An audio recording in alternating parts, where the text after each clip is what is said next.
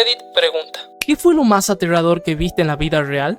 Una noche tuve parálisis del sueño y escuché una voz enorme y retumbante en mi cabeza que decía: esta es mi casa. La parálisis del sueño no es algo para tomar a la ligera. Me ha pasado muchas veces a lo largo de mi vida y sinceramente mis experiencias han sido bastante menos aterradoras que las que he escuchado de otras personas, con demonios y esas cosas. Las mías suelen ser simplemente despertarme y estar completamente paralizado, lo cual ya de por sí da muchísimo miedo. Recuerdo un episodio en particular, cuando tenía unos 12 años, que involucraba una especie de criatura parecida a una gárgola. Con los ojos abiertos, parecía estar muy lejos, como si fuera una imagen distante superpuesta a mi visión normal. Es decir, no estaba realmente en la habitación, pero podía verla como si la estuviera. ¿Sí se entiende? Sin embargo, cuando cerraba los ojos, su cabeza se acercaba a gran velocidad, como si su cuello se estirara de forma antinatural y se detenía a unos 30 centímetros de mi cara para mirarme fijamente. Intentaba mantener los ojos abiertos el mayor tiempo posible para mantenerla lejos, pero al final se me cansaban o se me secaban, y tenía que cerrarlo aunque fuera un segundo, y ahí volvía a acercarse otra vez. No recuerdo cuánto duró esto, pero finalmente se desvaneció y pude moverme de nuevo. Cuando era chico, entre los 6 y 14 años aproximadamente, tenía parálisis del sueño con mucha frecuencia. Casi siempre entendía lo que estaba pasando. Sabía que era parálisis del sueño, pero aún así no podía salir de ese estado. Por lo general, me ocurría alguna de estas 4 situaciones. 1. Sentía movimiento bajo las sábanas, a menudo en la espalda o cerca de los pies, sin poder ver ni moverme para entender qué era. 2. Escuchaba ruidos y movimiento al pie de la cama, y luego sentía como si una mano subiera y me tocara el pie. Muchas veces, el miedo que me provocaba esto hacía que mi corazón se acelerara tanto que terminaba despertándome. 3. Veía una figura oscura en la puerta, con la puerta cerrada detrás de ella. No se movía, pero estaba ahí. Con el tiempo, mis recuerdos sobre su forma se han ido desvaneciendo, aunque sé que parecía hecha completamente de sombras. 4. Experimentaba una mezcla de todo lo anterior. Estaba paralizado, pero al mismo tiempo podía cambiar mi visión y observar otras partes de la habitación, como alrededor de la cama o el suelo. A menudo veía pequeñas criaturas con bocas inquietantes y aspecto perturbador. Todo esto se detuvo alrededor de los 14 años. En esa época estaba pasando por un momento muy difícil, con una fuerte depresión y pensamientos bastante oscuros. Poco a poco empecé a perderle el miedo a esas experiencias. Y una noche que recuerdo con total claridad ocurrió algo distinto. Estaba paralizado otra vez y la figura estaba en la puerta, pero en lugar de sentir terror, sentí una especie de calma extraña. Pensé, ya no me importa, nada de esto importa. Entonces se me ocurrió que, si ya no tenía miedo, podía intentar algo diferente. Extendí la mano, mi visión cambió y sentí como si me acercara flotando hacia esa figura oscura. Cuando llegué hasta ella, la abracé. Después de eso, desperté. Y esa fue la última vez que tuve parálisis del sueño. Antes tenía parálisis del sueño todo el tiempo. Era peor si tomaba la noche anterior. Salí a tomar con mi mejor amigo una noche y volvimos a su apartamento, y los dos nos quedamos dormidos en el extremo opuesto de su sofá seleccional. Desperté en algún momento cerca del amanecer. El sol apenas comenzaba a iluminar la habitación. No podía moverme y estaba allí acostada, mirando cómo la manta se deslizaba lentamente por mi pecho. No podía ver la cosa que la estaba moviendo y sabía que era solo parálisis del sueño. Tenía el brazo cruzado sobre el pecho y algo lo estaba jalando. Vi cómo mi brazo se caía de mi pecho. Estaba haciendo todo lo posible por mover los dedos de las manos y los pies para salir de eso, pero no tuve éxito. De repente se encendió la lámpara y mi mejor amigo gritó: «Quítate a la mierda de encima de ella». Y entonces pude moverme. Me contó que se despertó y había un anciano parado sobre mí y que tenía agarrándome del brazo y parecía que iba a sacarme del sofá. Estaba tan seguro de lo que había visto que, antes de siquiera contarme lo que pasó, estaba corriendo por el apartamento buscando a esta persona que básicamente desapareció tan pronto como se encendió la lámpara. Toda mi vida había tenido terrores nocturnos y parálisis del sueño, y siempre me había dicho a mí misma: solo sueños, solo alucinaciones, hasta ese día. Empecé a cuestionarme todo. En fin, conocí a mi ahora esposo hace 10 años. Nos conocimos un sábado. Tuvimos nuestra primera cita ese lunes, y me mudé con él ese viernes, y no he tenido un episodio de parálisis del sueño desde el día que empecé a compartir cama con él. tal vez simplemente me siento más segura o tal vez realmente estoy segura. Vi a una chica que fue atropellada por un auto y salió despedida por toda la intersección debido al impacto. Lamentablemente, había fallecido antes de que alguien pudiera siquiera llamar a emergencias. Solo era un año mayor que yo. Esto ocurrió en 1998, en Massachusetts. Yo tenía 10 años y caminaba junto a mi mejor amiga cuando un conductor en estado de ebriedad aceleró, se subió a la acera y la atropelló, quitándole la vida. El trastorno de estrés postraumático todavía aparece de vez en cuando, incluso casi 3 décadas después. De verdad espero que estés bien. Yo también presencié algo parecido. Vi a una chica que fue atropellada mientras cruzaba cerca del puente de Jones, en Martha's Vineyard, cuando volvía para saltar otra vez. Una mujer mayor la atropelló, iba a unos 35 kilómetros por hora aproximadamente.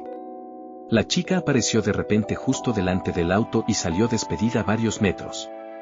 Fue una escena muy impactante. Afortunadamente, estaba consciente y las personas alrededor lograron mantenerla inmóvil en el suelo hasta que llegaron los paramédicos. Fue un momento muy angustiante. Además, ese día hacía muchísimo calor, cerca de 98 grados. Sin duda, eso nos hizo a todos ser mucho más cuidadosos al cruzar la calle. También fui testigo de otro hecho durante la pandemia, en el centro de Los Ángeles. Un auto atropelló a una persona sin hogar que cruzaba la calle muy despacio, sin respetar el semáforo. Aunque la luz estaba en verde para los vehículos, el conductor no logró frenar a tiempo y lo impactó a gran velocidad.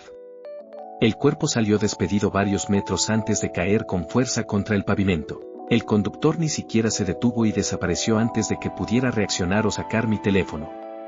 Pero el sonido del impacto contra el suelo es algo que, hasta hoy, todavía me cuesta olvidar. He sufrido parálisis del sueño intermitentemente casi toda mi vida, especialmente cuando mis patrones de sueño se descontrolan. Recuerdo haber escuchado gruñidos demoníacos al lado de mi cama varias veces, a veces hablaba y decía palabras al azar. Nunca vi nada porque sabía perfectamente que debía mantener los ojos cerrados durante los episodios, sin importar cuánto me dijeran mis instintos de supervivencia que los abriera. También he tenido algunas experiencias extracorporales que fueron aterradoras. Recuerdo haber intentado interactuar con objetos y no poder. Intenté encender mi computadora durante una de ellas, intenté encender la luz en otra. Cada experiencia extracorporal tenía la misma sensación de escalofrío / castañeteo que es difícil de explicar. Pero cada vez que tenía un episodio como este, recuerdo haber regresado a mi cuerpo antes de despertar.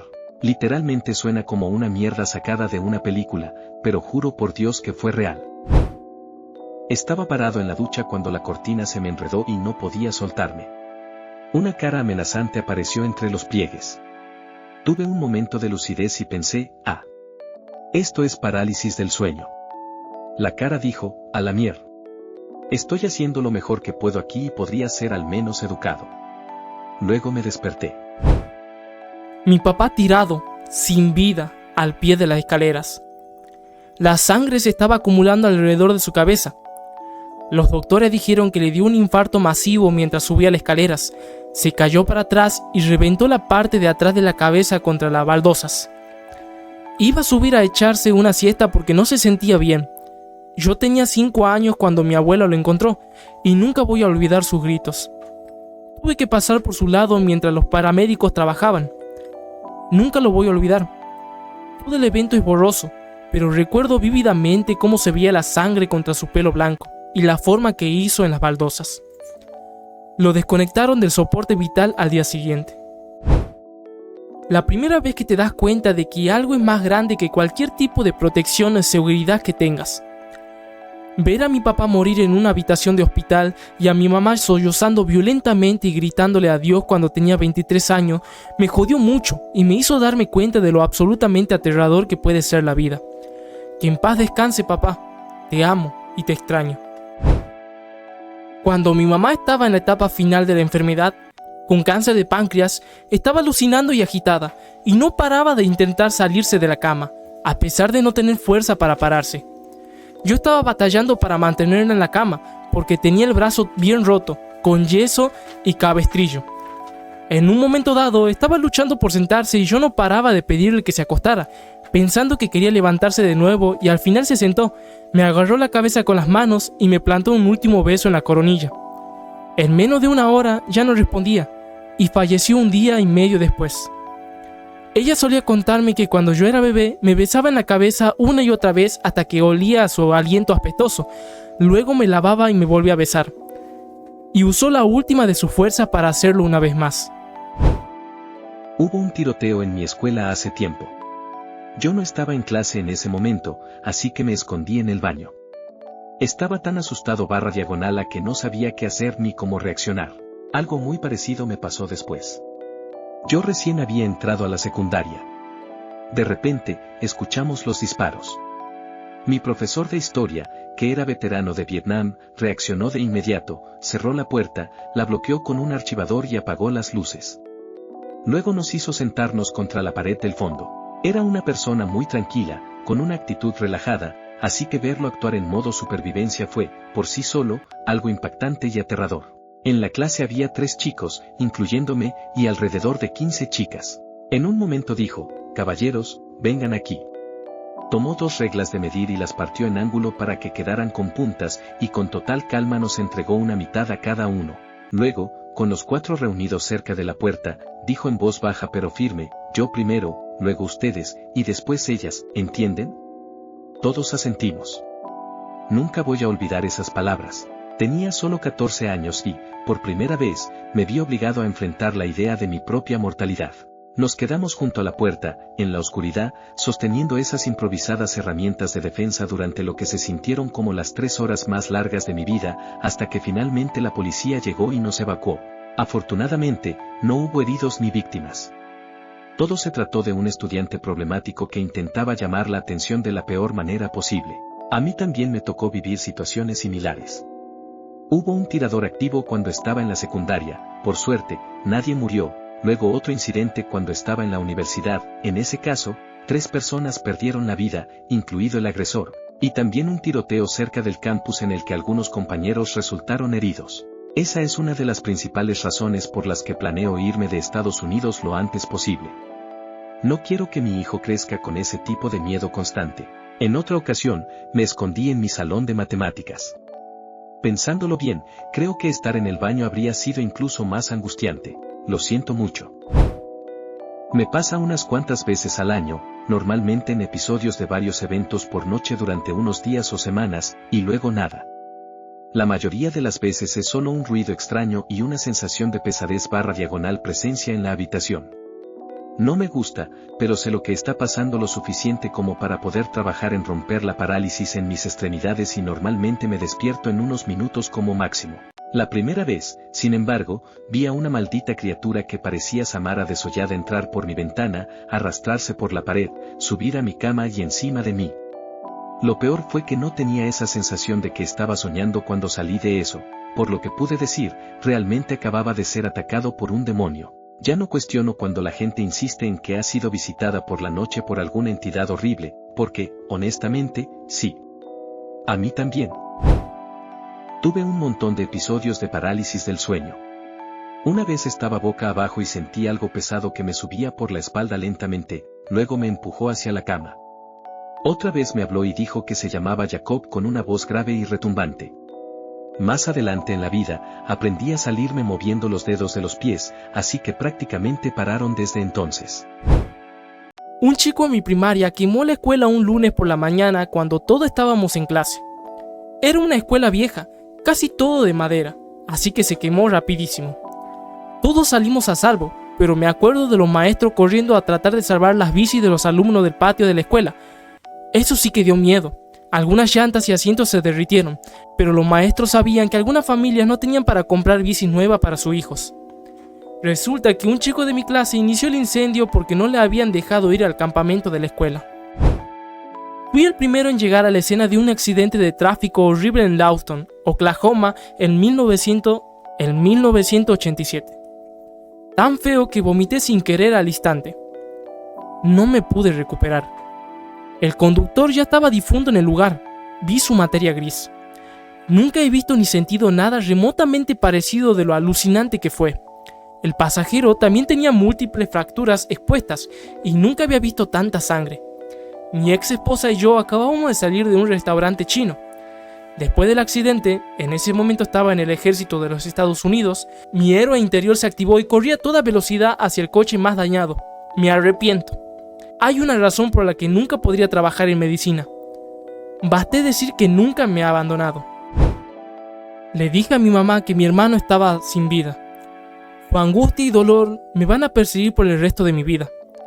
Fue probablemente peor que enterarme de que mi hermano estaba sin vida. Encontré a mi mejor amigo tirado en el suelo, inconsciente. Sé que quizás no es exactamente lo mismo que otras historias, pero fue el primer chico al que amé y, además, era mi mejor amigo, así que significaba muchísimo para mí. Íbamos a escuelas diferentes. Pasó casi un mes sin verlo en línea, lo cual no era normal en él, así que empecé a preocuparme. Intenté contactarlo, pero no respondía. Entonces hablé con sus amigos, teníamos grupos distintos, y también llamé a su casa. Uno de sus amigos me dijo que no había estado yendo a la escuela. Cuando hablé con su mamá, me dijo que estaba enfermo. Al día siguiente, en su escuela, le informaron a su clase que había sufrido un paro cardíaco repentino, pero que había sobrevivido. Poco después, uno de sus amigos me contactó para contarme más. Llamé al hospital y conseguí el permiso de su mamá para ir a visitarlo. Cuando me vio, se sorprendió mucho. Había perdido 6 meses de recuerdos, así que muchas cosas eran nuevas para él, incluso se sorprendió de que yo tuviera un novio en ese momento. Le habían retirado el tubo de respiración el día anterior, por lo que apenas podía hablar. Para mí, con solo 16 años, fue una experiencia profundamente impactante. De repente, me enfrenté a la fragilidad de la vida de una forma muy real. En casa, no encontré mucho apoyo emocional. Mis padres simplemente reaccionaron con un qué pena, y no volvieron a hablar del tema. Más adelante, mi amigo me contó que los médicos ni siquiera estaban seguros de que fuera a despertar del coma. Había estado inconsciente durante semanas, y si despertaba, no esperaban que pudiera hablar con normalidad ni que recuperara plenamente sus capacidades. Pero, contra todo pronóstico, sobrevivió y salió adelante. Con el tiempo, logró reconstruir su vida. Lo más inquietante es que nunca descubrieron por qué su corazón se detuvo. Toda esta experiencia me dejó una ansiedad muy fuerte durante años. No sabía cómo procesar el miedo de casi perderlo. Y, al mismo tiempo, sentía que no tenía derecho a estar tan afectada, porque no fui yo quien estuvo al borde de la muerte. Con el tiempo entendí que eso no es cierto. Acompañar algo así, vivirlo de cerca, también deja marcas. Y es completamente válido sentirse así. Serví en 3 misiones de combate con los marines y he visto tanta muerte, destrucción y sufrimiento humano. Nunca nada me sacudió tanto como ver a mi viejo caer por cáncer de páncreas hace 2 años. Era alcohólico y su hígado estaba hecho mierda, así que el fentanilo, la morfina y otros calmantes no se procesaban metabólicamente en su hígado y el dolor era tan fuerte que estuvo hecho un asco durante 9 meses. Medía 1.93 metros y pesaba como 43 kilos cuando murió. Parecía un sobreviviente del Holocausto. Me cambió para siempre, mucho más que ver a hombres matándose entre ellos durante 4 años. Yo, quemándome en un incendio. Viendo, sintiendo y oliendo lo que estaba pasando. Cuando mi esposo era más joven, fue a una fiesta en una casa donde se bebió un montón. Al final de la noche, se acostó en el piso, y su amigo y la novia de su amigo estaban acostados a su lado.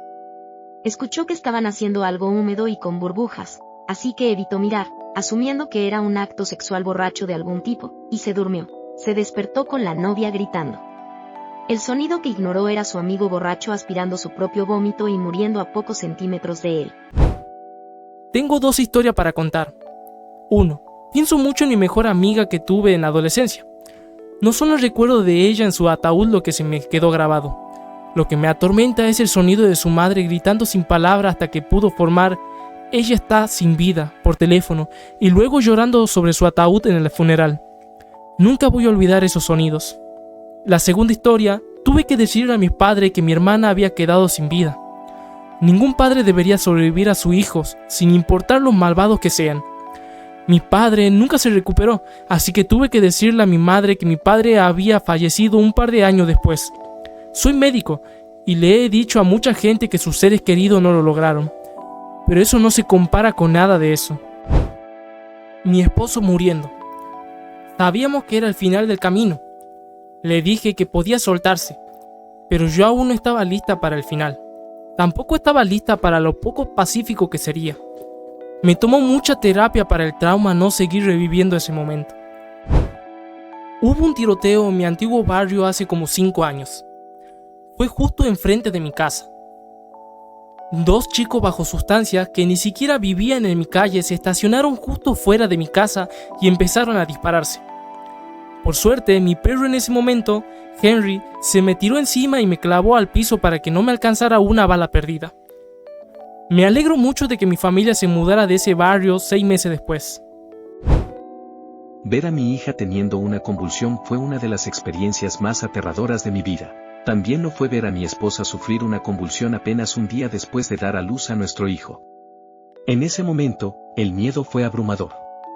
Pensé, por un instante, que podría quedarme solo, teniendo que criar a un recién nacido y a un niño de apenas 18 meses.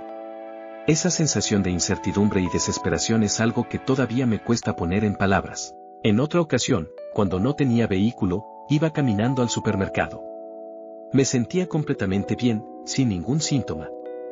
De repente, mi papá, a quien le había escrito antes para pedirle que me llevara, aunque estaba ocupado, me llamó y me dijo que estaba cerca y que podía acercarme. Abrí la puerta del auto, lo saludé, y en ese mismo instante perdí el control, tuve una convulsión. Todo ocurrió en cuestión de segundos. Pensar que podría haberme pasado en cualquier otro momento del trayecto, solo, caminando, y que podría haberme golpeado la cabeza contra el suelo, es algo que todavía me impacta. Pero sucedió justo en ese instante, cuando estaba con él. Para mí, fue uno de esos momentos que se sienten como si alguien tuviera que estar ahí. El año pasado, mi esposa tuvo su primera convulsión. Fue un momento muy angustiante, especialmente porque también tenía dificultades para respirar. Más adelante, recibimos un diagnóstico que cambió todo. Tenía un tumor cerebral de grado 2. Si pudiera, haría cualquier cosa por retroceder el tiempo y cambiar lo que pasó. Durante un periodo, tuvo varias convulsiones. El neurólogo de ese entonces quería observarlas para entender mejor lo que ocurría, así que mi esposo grabó algunas. Cuando finalmente vi uno de esos videos, fue profundamente impactante. Solo pude verlo una vez. Entendí por qué, en otras épocas, la gente interpretaba este tipo de episodios de formas tan extremas o incomprensibles. Mi esposa y mi hijo han tenido que presenciar muchas de esas situaciones, y cada vez ha sido una experiencia difícil para ellos. Es algo que deja huella, incluso cuando pasa el tiempo. El diagnóstico de cáncer de mi hijo de 4 años, ahora tiene 8 y lleva 1 año libre de cáncer. A mi hija le diagnosticaron leucemia linfoblástica aguda, LLA, en el 2000, cuando tenía 5 años. Recayó a los 9. En total, 5 años de quimio. Ayer cumplió 31 y está hecha un roble. Hay vida después del cáncer infantil. Un helicóptero se estrelló como a 30 metros de mí. Mi tía se estaba muriendo de una forma cruel y dolorosa. Tenía fibrosis quística y también anorexia. Era un esqueleto andante, llena de cables y conectada a un tanque de oxígeno. La última vez que la vi, me pidió que tomara una siesta con ella. Recuerdo que sonaba tan cansada, pero aún así llena de amor por mí. Tenía 8 o 9 años en ese momento y le tenía miedo. No era la tía que recordaba de cuando vivía con nosotros, año antes. Parecía una muerta viviente. Le dije que no. Me arrepiento tanto, pero tanto ahora. Se murió no mucho después de eso. Su deterioro me aterrorizó muchísimo. Esa fue la primera vez que veía a una muerta así. Era surrealista ver a alguien que yo sabía, a ciencia cierta, que no le quedaba mucho tiempo. No sabía cómo procesarlo, ni siquiera cómo reaccionar. El arrepentimiento con el que vivo por no haber pasado ese poquito de tiempo con ella ha sido la parte más aterradora. Cuando era chico, yendo a un parque acuático con mi familia, nos encontramos con un camión y una casa rodante que se habían hecho un tijerazo en la autopista. El tanque de propano explotó en la casa rodante, atrapando a toda la familia dentro del vehículo. Estábamos en medio de la nada, pero un buen samaritano se detuvo para ayudar a sacar a cada miembro de la familia, uno por uno, y él mismo se quemó. Mi papá estaba prestando ayuda a la gente en la carretera, tratando de ayudar, pero me quedó claro, mirando desde el asiento de trasero del auto, que esa pobre gente no iba a sobrevivir. Otras personas ya se habían detenido y mi papá estaba metiendo a la gente en los baúles de los autos, en los asientos traseros, en lo que fuera, para empezar a transportarlos al hospital más cercano que estaba a 20-30 minutos. El recuerdo que siempre estará grabado en mi cerebro es la gente carbonizada, desplomada en la autopista, todavía moviéndose pero claramente irreconocible. Más tarde esa noche, mientras veíamos la tele, nos enteramos de que el buen samaritano había muerto junto con las 5 personas dentro del vehículo y su perro. Después de la cirugía de cáncer de mama, desperté en casa 2 días después en un charco de sangre. Corrí al baño y me levanté el vendaje compresivo y la sangre brotó por todo el lavamanos. Pensé que me estaba desangrando y le grité a mi esposo, que estaba durmiendo en otra habitación. Hice presión sobre la herida. Corrimos a urgencias y la enfermera de admisión se veía muy alarmada por la sangre que salía a borbotones y pijama manchado de sangre, y me admitió de inmediato. El médico y 2 enfermeras vinieron a ver y yo seguía sangrando. Llamaron a mi cirujano mientras yo seguía haciendo presión para detener el flujo. Se dieron cuenta de que no era sangre arterial, sino sangre vieja acumulada de la cirugía que rompió mis suturas. El tratamiento fue hacer presión sobre el pecho para drenar la sangre de la herida espontánea. Supongo que el resultado fue bueno en el sentido de que no me estaba muriendo, pero el terror para mí y para mi esposo todavía es palpable. Tardó unos meses en sanar esa ruptura. Supongo que la ropa de cama, el pijama y las toallas que tuvimos que desechar y todos los desechos médicos que tuvo que manejar urgencias fueron daños colaterales menores. Mi hijo no respiraba cuando tenía apenas 2 horas de nacido. Tiempo después, también lo vi vomitar sangre fresca de manera muy violenta. Edith es el mismo niño, en 2 momentos distintos. Ahora tiene 13 años, está completamente sano y, de hecho, lo acabo de ver hace unos minutos. Cuando nació, hace varios años, la enfermera se lo llevó de la habitación con tanta rapidez que mi esposa y yo ni siquiera tuvimos la oportunidad de cargarlo. Todo pasó en cuestión de segundos. Solo nos dijeron que tenía problemas para respirar. Fueron aproximadamente 20 minutos de espera, pero se sintieron eternos. No sabíamos qué estaba pasando ni si iba a estar bien. La incertidumbre y el miedo en ese momento fueron difíciles de describir. Finalmente, nos lo trajeron de vuelta. Estaba estable. Años después, volvió a pasar otro susto cuando empezó a vomitar sangre de forma repentina. Fue otro momento de puro pánico, de esos en los que sientes que el mundo se detiene. Hoy, por suerte, todo eso quedó atrás. Es un chico sano, lleno de energía, y le encanta correr a toda velocidad, siempre intentando ser más rápido que Sonic, su personaje favorito. Después de todo lo que pasó, verlo así ahora es, sin duda, un alivio enorme. Solía limpiar ventanas en edificios altos. Nada de andamios colgantes, a la antigua, en una silla con una cuerda. Estaba en un edificio de 13 pisos y fui a rapelar y de repente me detuve. Sin que yo lo supiera en ese momento, la piel de mi cuello se había metido en el cierre de leva de mi dispositivo de descenso con la cuerda y estaba pellizcada entre un lado de la leva y la cuerda. Tuve que autorrescatarme mientras colgaba a 50 pies del suelo, literalmente por el cuello, directamente encima de una concurrida acera del centro de la ciudad con mi jefe mirándome y preguntándose qué pasaba. Eventualmente me liberé y llegué al suelo. Mi jefe se acercó y mientras le explicaba lo que pasó, me miró con los ojos como platos y me dijo, puedo ver cómo la piel de tu cuello se sigue desenrollando. Todo, desde la mandíbula hasta la clavícula, estuvo morado por 3 semanas. Mi papá era vendedor ambulante y pasaba por lo menos una noche a la semana fuera de casa. Cada vez que lo hacía, me llamaba esa noche, sin falta. Un día, cuando tenía 14 años, estaba haciendo cosas importantes de adolescente cuando me llamó, así que me apuré en la conversación y la terminé rápido. Esa fue la última vez que hablé con él. Murió temprano a la mañana siguiente. Así que créeme, que estoy más o menos en tu misma situación, sé amable contigo mismo. Eras un niño. Hiciste lo mejor que pudiste con lo que sabías en ese momento. Claro, la retrospectiva es una hija de puta, pero ella no querría que te castigaras por ser un niño. Intenta tener el amor y la compasión por tu yo más joven que ella tenía. Puede que no se compare con otras experiencias, pero hacerme la cirugía LASIK fue bastante aterrador para mí. Desde el momento en que mi visión empezó a volverse gris mientras el láser trabajaba en mi ojo, hasta ver el dedo del doctor acercándose cuando levantó la capa superficial, todo fue muy impactante. Aún así, no tener que usar lentes de contacto después de eso ha sido increíble. Lo que realmente me asustó fue el olor. Podía percibir claramente lo que estaban haciendo en mis ojos, y eso hizo que mi ansiedad aumentara bastante. En un momento, el médico notó cómo me sentía y decidió hacer una pausa. Me guió en un ejercicio de respiración antes de continuar. La verdad, agradecí mucho esa paciencia y empatía. Estaba preparado para experimentar sensaciones extrañas, pero nunca imaginé que algo así tendría un olor tan particular. Fue una sorpresa bastante incómoda. En contraste, hay quienes han tenido experiencias muy diferentes. Algunas personas cuentan que no fue tan intenso para ellas. Por ejemplo, alguien mencionó que le administraron un sedante antes del procedimiento, lo que hizo que prácticamente no recordara nada de la cirugía. También hay quienes han pasado por situaciones médicas mucho más difíciles, como una cesárea de emergencia después de horas de trabajo de parto, en la que, a pesar de la anestesia, aún podían percibir lo que ocurría.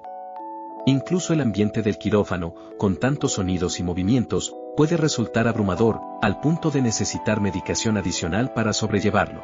Al final, cada experiencia médica se vive de manera distinta, pero todas tienen algo en común: te enfrentan a sensaciones y emociones que no siempre estás preparado para manejar.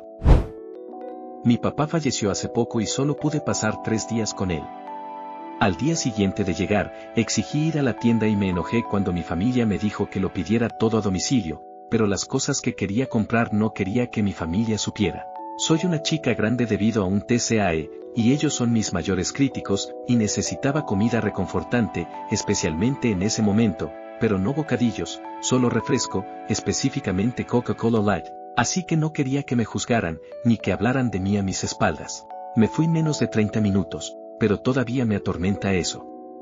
Lógicamente sé que 30 minutos no es mucho, y además, fue durante mi turno de sueño, ya que lo cuidé toda la noche mientras mi hermana lo cuidaba durante el día, pero no podía dormir. Dormí tal vez 7 horas en esos 3 días, e incluso si no hubiera ido a ningún lado, toda la familia estaba de visita y pasando tiempo con papá, así que lo más probable es que no hubiera podido hacer mucho con él de todos modos. Casa muy pequeña, mucha familia. Cuando digo pequeña, una habitación, un baño, una cocina que también es el comedor y una sala de estar. Solía ser una cabaña de casa. Lógicamente sé que irme por 30 minutos no fue nada, y si mi hermana lo hubiera hecho, probablemente ni siquiera notaría que se fue debido a que era tan agitado y concurrido. De hecho, probablemente sería mejor con una persona menos. Pero mi mente sigue gritando: eres una mierda por dejar a tu papá. Y todos también lo piensan. Tu papá estaba decepcionado y te odiaba por eso. Pero mi papá en realidad fue muy dulce esos últimos días, inusualmente. Es de mal genio por naturaleza, pero era complaciente y siempre sonreía, aunque apenas podía hablar. No he podido procesar adecuadamente su fallecimiento porque mi familia es un montón de escorias que me obligaron a salir de la casa de mi propio papá. Hice lo mismo cuando fui a cuidar a mis abuelos. Tuve que ir de compras al día siguiente, era importante para mí, pero de nuevo, no estaba exactamente segura de por qué. Mi terapeuta dijo que hice eso porque necesitaba respirar. Me enfrenté a una situación imposible y necesitaba procesarla, y lo hice tomándome un respiro, que fue en forma de compras. Mi familia se enojó conmigo por eso y afirmó que solo estaba tratando de gastar su dinero, pero lo único que compré para mí fue un suéter porque era pleno invierno en el norte de Minnesota. El resto era comida y suministros para que nos duraran el invierno porque vivíamos a más de 20 minutos de la tienda de comestibles más cercana. Compré un árbol de Navidad, pero solo porque tiraron el de la abuela. Era noviembre y la Navidad era la festividad favorita de la abuela. Pedí prestadas luces y adornos a la familia. Dijeron que desperdicié su dinero, pero nunca pudieron ver la cara de la abuela cada mañana cuando se despertaba y descubría toda la casa decorada. Demencia, era como ver a un niño encontrar un montón de regalos debajo del árbol de Navidad. Le alegraba todo el día. Se quedaba mirando el árbol y tocaba cada adorno. No me arrepiento de haberme cedido por ella. En cuanto a mi familia que me juzga, mi difunto abuelo diría: que se jodan.